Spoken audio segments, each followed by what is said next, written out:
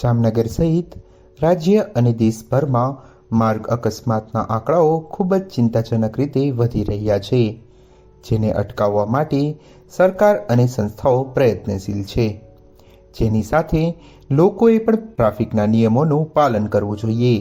અકસ્માતને લઈ અનેક પરિવારનો માળો વિખેરાયો છે, તો અનેક પરિવાર મોતના મુખમાંથી માંડ બચ્યા છે।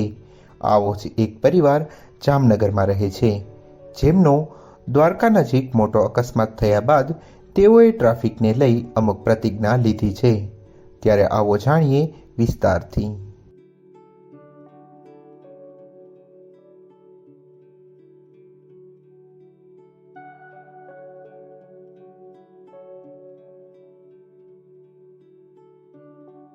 મોહનલાલ જાની, રહેવાસી જામનગર।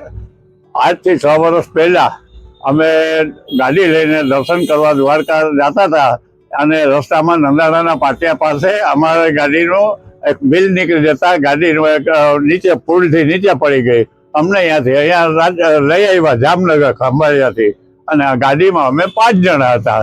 5 જણામાંથી 5ને અમને એડમિટ કર્યા અહીંયા જામનગરની હોસ્પિટલમાં, અને એમાંય અમારા દીકરાની વહુને પ્રફુલ્લાને સ્ટર્લિંગમાં વાટાણે લઈ જવા પડ્યા અને 15 લાખ રૂપિયાનો ખર્ચો થયો।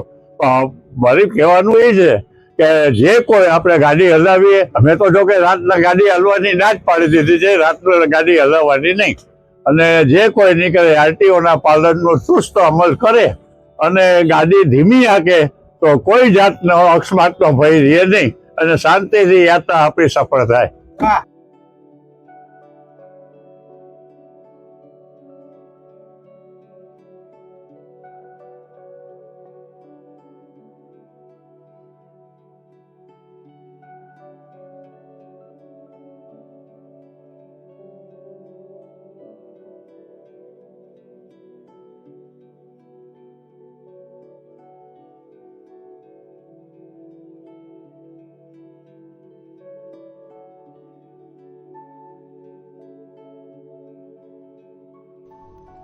આમ અકસ્માતમાંથી હેમખેમ બચ્યા બાદ જામનગરના આ પરિવારે બને ત્યાં સુધી રાત્રે પ્રવાસ ટાળવાનો નિર્ણય લીધો છે।